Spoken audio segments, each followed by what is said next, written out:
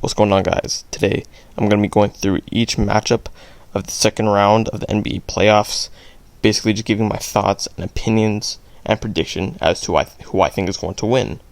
I did this about a week ago for the first round, but now I'm going to be doing it for the second round. I will be doing this for also the conference finals and the finals. Without any further ado, let's just jump right into it. Starting in the Western Conference, we got the 1-seeded Denver Nuggets versus the 4th-seeded Phoenix Suns. Now, as of recording, Denver is up in this series 2-1, with Game 4 being tomorrow. Now, obviously, I had Denver beating the Timberwolves in round 1. That did happen. And I had Phoenix beating the Clippers in round 1, which also happened.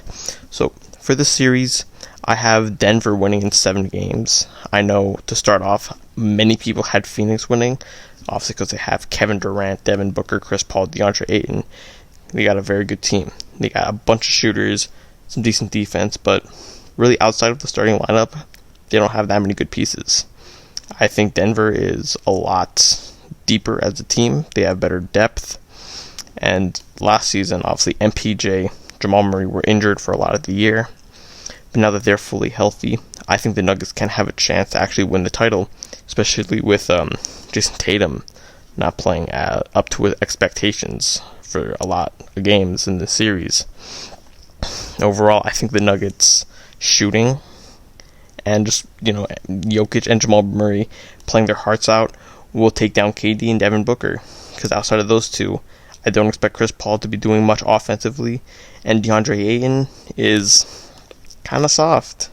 He's not the kind of beast you want in the playoffs, especially in the paint, because you got to have a tough paint presence to be a contender. I don't think the Suns have that. So although the series will be close, I got Denver winning this in 7.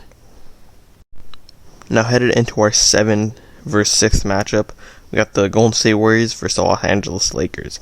Personally, for me, this is going to be my favorite series to watch, as LeBron James is one of my favorite players, and I really want to see the Lakers go far in these playoffs, which is also why I think the Lakers are going to be winning in 6 games. Now, I know there's a lot of people out there who say Warriors in 6 or Warriors in 7. I don't think that's going to happen. Obviously, Steph and Klay have been pretty good, but everyone else has been kind of hit or miss. Jordan Poole played pretty well in Game 1, except for his, 30-foot shot at the end of the 4th that completely missed. Warriors down 3. Curry double team. Jordan Poole lets it no. That he had no reason to take. Andrew Wiggins has been kind of bad offensively. Kevon Looney hasn't been able to get the same amount of rebounds that he did against Sacramento. And AD's paint presence has been insane.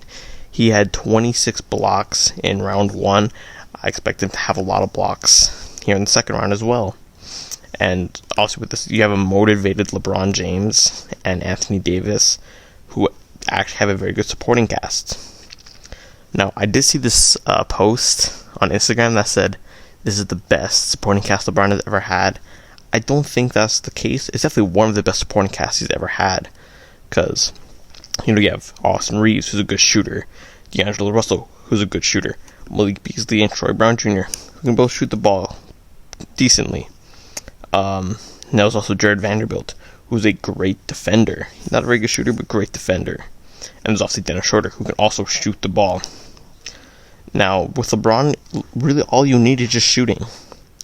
If you have LeBron, give him a ton of 3-and-D guys, you're good. LeBron has that.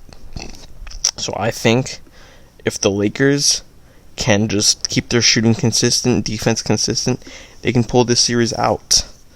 For Golden State to win this, though, they would really need Jordan Poole and Andrew Wiggins to step up their game massively on offense. And defense a little bit as well.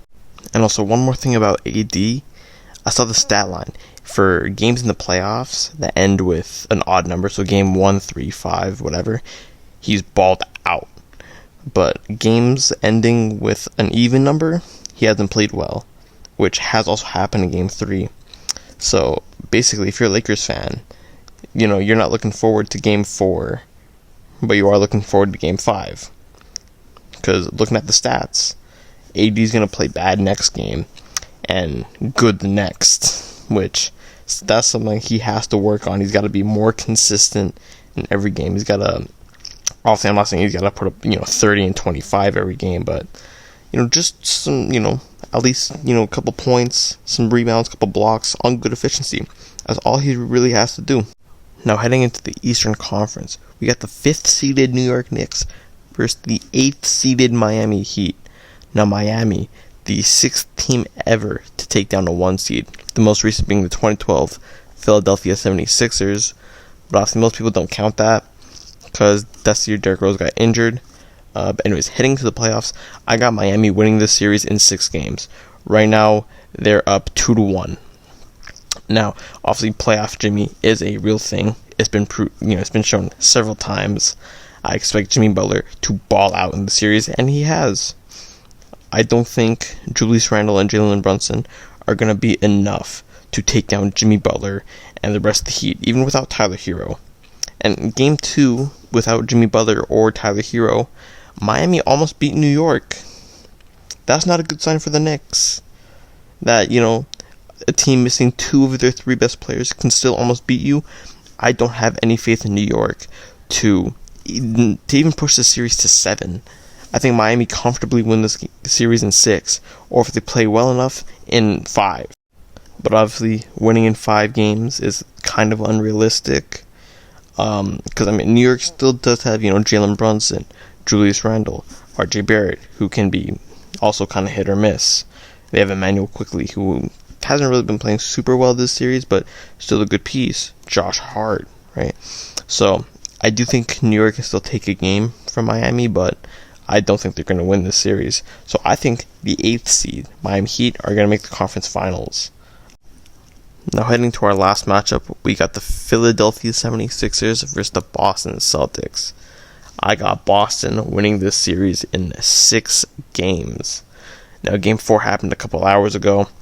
Philly did win by 1 point in overtime. It was a very close game. James Harden hit the game winner in Philly, which was huge for him. He had 42 points. But I think this game just shows why, even despite this win, I think it shows why Philly cannot win a title. Because Philadelphia shot 22 free throws. Joel Embiid had 15 of them. Joel Embiid relies so much on free throws to score that I think in the conference finals or finals, if they make it that far, that type of play will not work at all. Obviously, James Harden did play well. If James Harden can play, this well, obviously not dropping 40 every game, but just putting up 20, 25 points per game, good amount of assists on good efficiency, Philly is a contender. But James Harden is a historic playoff choker, so I don't see them beating Boston at all. And they're going to have to face Boston in the Garden, which that's a hostile crowd that I don't think Philly's going to be able to take on. Now, obviously, in the series, Jason Tatum has not been the best, especially Game 4. In the first half, he only had 2 points on 9 shots, which is obviously awful. He did turn around in the second half, but that first half just shows how bad he can be in the playoffs. Last season, when Boston was in the finals, Jason Tatum also showed this when he had an awful series against the Warriors. Jaylen Brown was the star of the Celtics that series. And this series, Jaylen Brown is also playing pretty well. So, if Jason Tatum can't be consistent, obviously he doesn't have to drop a lot of points, right? But again, just like James Harden, he needs to be consistent.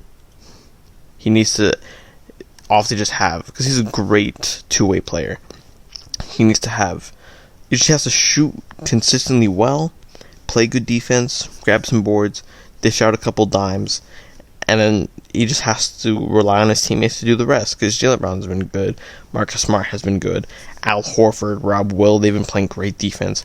Al Horford, I think, had 5 blocks. He had a couple blocks on Joel Embiid, which were huge, especially down the stretch, when the game was very close. So, obviously, Boston has good defense and offense, but they need to rely on their star player, Jason Tatum. They need him to play well.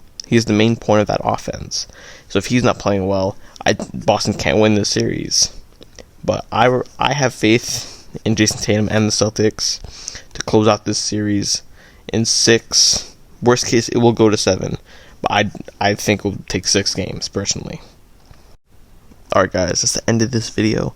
Make sure if you enjoyed to leave a like, subscribe, share this video with a friend, and leave a comment down below about who you think is going to win the NBA title. But with that out of the way guys, I'll see you guys in the next one. Peace.